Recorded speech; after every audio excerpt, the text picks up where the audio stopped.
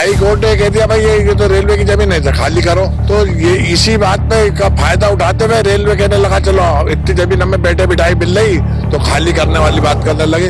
अब 150 एकड़ जमीन पे खाली कराने की बात करता जो इसकी है नहीं। जिस जगह पे रेलवे की अपनी जमीन थी वो इस रेलवे लाइन से 600 फीट दूर निकली। वो जमीन हकीकत में रेलवे की ही नहीं है, रेलवे अतिक्रमण में है।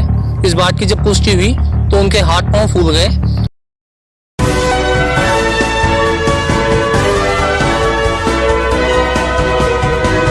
पल पल न्यूज से मैं हूं आपके साथ नदीम अकरम। इस वक्त सुप्रीम कोर्ट में मैं मौजूद हूं। हल्द्वानी को लेकर के जिस तरीके की अपडेट लगातार सामने आ रही थी उसमें आज सुप्रीम कोर्ट से बड़ी राहत एक बार फिर हल्द्वानी वासियों को मिली है, जहां 2 मई की सुनवाई रखी गई है। किस तरीके से तमाम चीजें सामने आई हैं, हल्द्वानी के लोग मेरे साथ मौजूद हैं।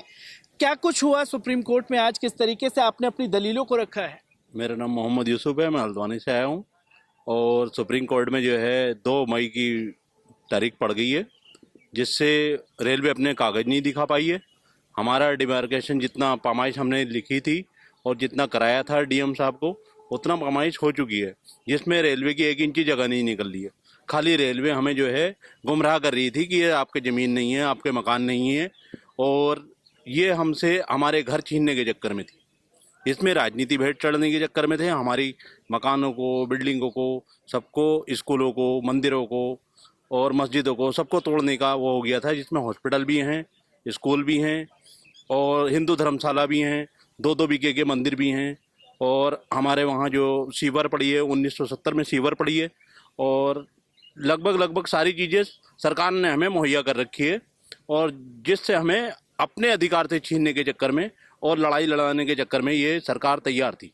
क्योंकि इससे पहले जब सुप्रीम कोर्ट में सुनवाई हुई थी तो ये कहा गया था रेलवे अधिकारियों से कि आप इतनी भारी संख्या में लोगों को हटाना चाहते हैं, इनके लिए कोई दूसरी जगह मुहैया कराई है आपने या नहीं? उसके बाद कोई अधिकारी आए हैं आपके पास? क्योंकि लगातार जो है अनाउंसमेंट की जा रही थी रेलवे ट्रैक पर माइक लगा करके, तो किस तरीके की राहत मिली है सुप्रीम कोर्ट के फैसले के बाद में? मैं आपके पल पल न्यूज़ का जो चैनल का स्वागत करता हूं और मेरा नाम अब्दुल मुईद है। जमीयत उलमा हिंद नगर अध्यक्ष हल्द्वानी नैनीताल से हूं मैं। और जब यहां से हम लोग गए तो हमारे ज़िला अधिकारी महोदय ने एक मीटिंग बुलाई, जिसमें हमारे हाजी अब्दुल मलिक साहब को जो है उस कमेटी का सदस्य बना के, और हमारे जितने भी पॉलिटिक्स लोग हैं सब हल्द्वानी के आपस में मिल के सब ने जो है रेलवे की जो नपाई कराई है और नगर निगम ने अपनी जो जगह मानी है। और रेलवे की सिर्फ 30 एकड़ ज़मीन है। अभी उन्होंने 58 एकड़ का जो है क्या कि हमारे पास 58 एकड़ है, उस पर हम लोग बिल्कुल ठीक है कि 58 एकड़ है, लेकिन वो जो 28 एकड़ है वो गोला नदी के पार में है। वो उनकी जो गोला नदी के पार में, अभी उनसे कोई कागज़ तैयार नहीं हो पाए। प्रशासन ने उनको ये कहा कि आप अपने अभी 4 दिन पहले कि अपने कागजात दिखाइएगा हमें, हम सुप्रीम कोर्ट वो करेंगे। प्रशासन हमारे फुल सपोर्ट में है और अल्हम्दुलिल्लाह सुप्रीम कोर्ट भी हमारी सपोर्ट में रहेगा और इंसाफ की लड़ाई हम लड़ते रहेंगे और इंसाफ हमें इंशाल्लाह ज़रूर मिलेगा। क्योंकि जमीयत उलमा हिंद जो है सबसे पहली तंजीम थी जो हल्द्वानी का दौरा करके आई थी। किस तरीके से जमीयत अपने स्तर पर तमाम लोगों के लिए लड़ाई लड़ने का ऐलान करती है? किस तरीके से लड़ाई लड़ रहे हैं आप लोग? जमीयत उलमा हिंद सिर्फ मुसलमानों के लिए नहीं, पहले तो आपको ये बताऊँ, हिंदू मुस्लिम सिख ईसाई सभी के लिए लड़ती है। हमारे हज़रत मौलाना हकीमुद्दीन साहब कासमी नाजिम अमूमी जो हल्द्वानी का दौरा किया, महमूद मदी साहब ने तुरंत उनको वहाँ भेजा। हमारे एक उवैस भाई हैं, उवैस भाई ने और हमज़ा भाई ने उनको फ़ोन किया तुरंत।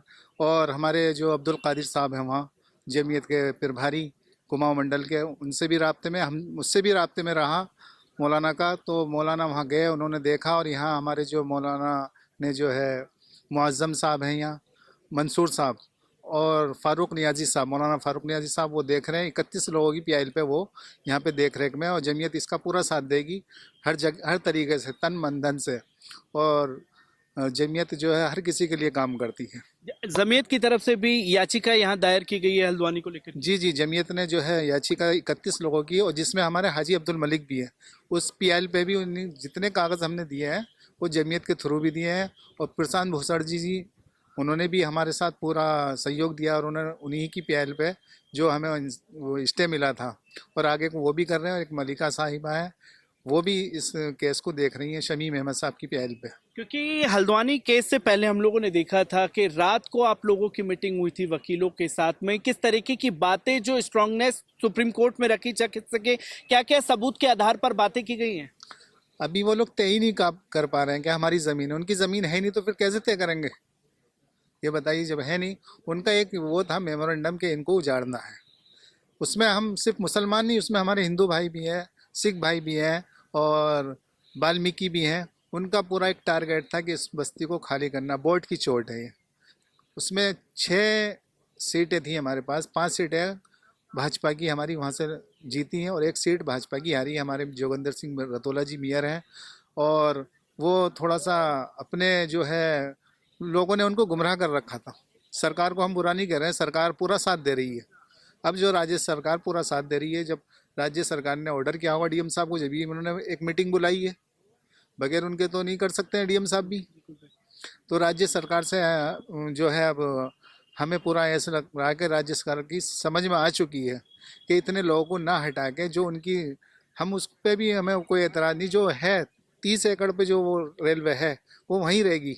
रेलवे वालों ने अभी हमारे हाजी मलिक से कहा कि साहब इसमें जो है बाउंड्री करवा दीजिए।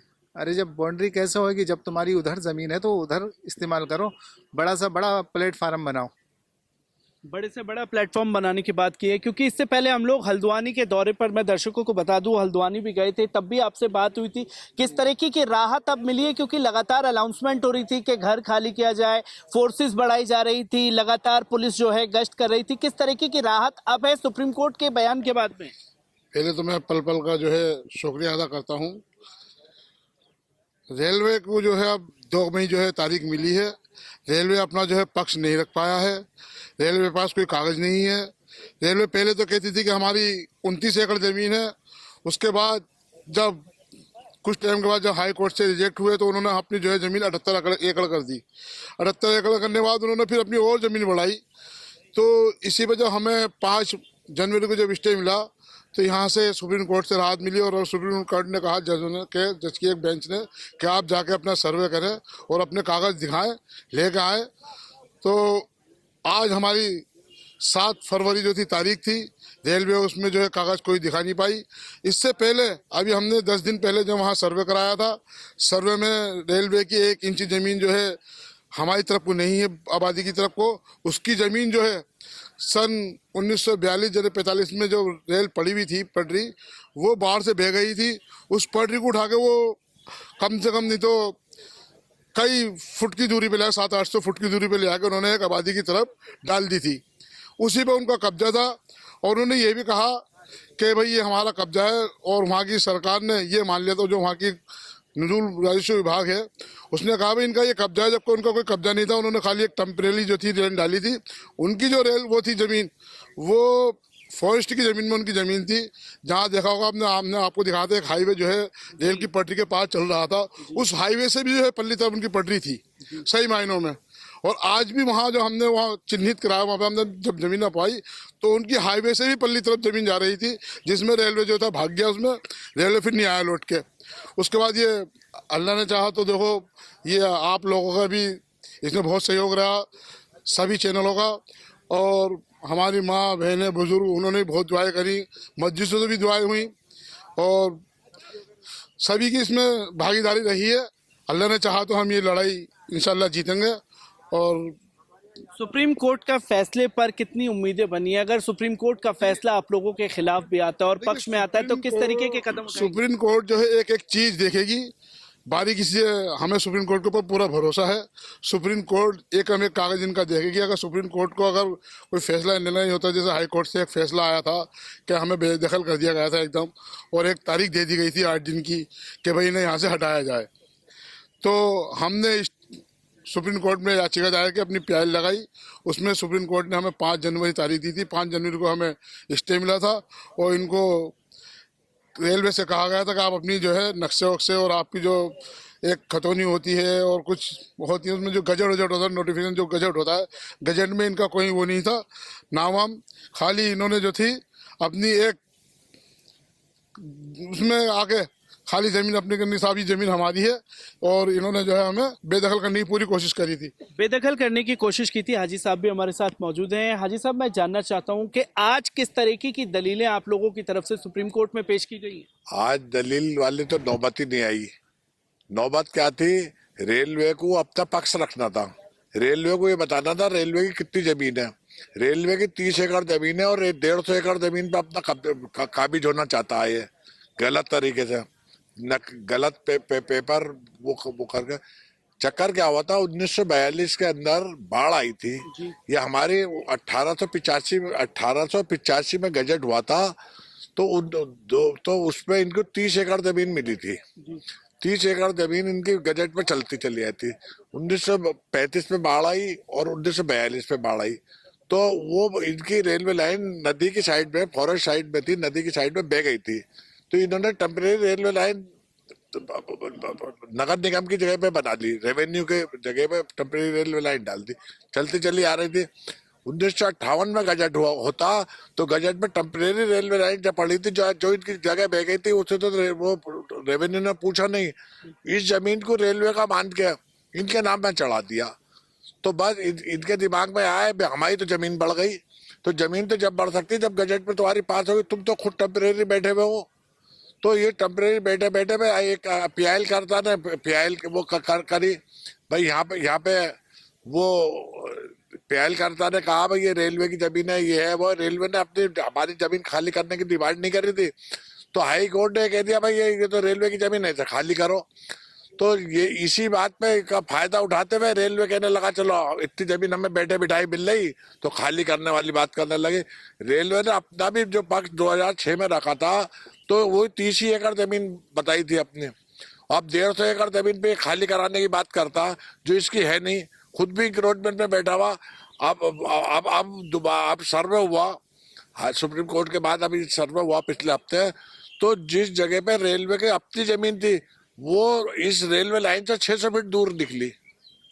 सुप्रीम कोर्ट के फैसले के बाद में 600 फीट दूर रेलवे की जमीन निकली है। रेलवे की जमीन निकली जो रेलवे सर्वे में हो गया, सर्वे फॉरेस्ट के पिलर गया।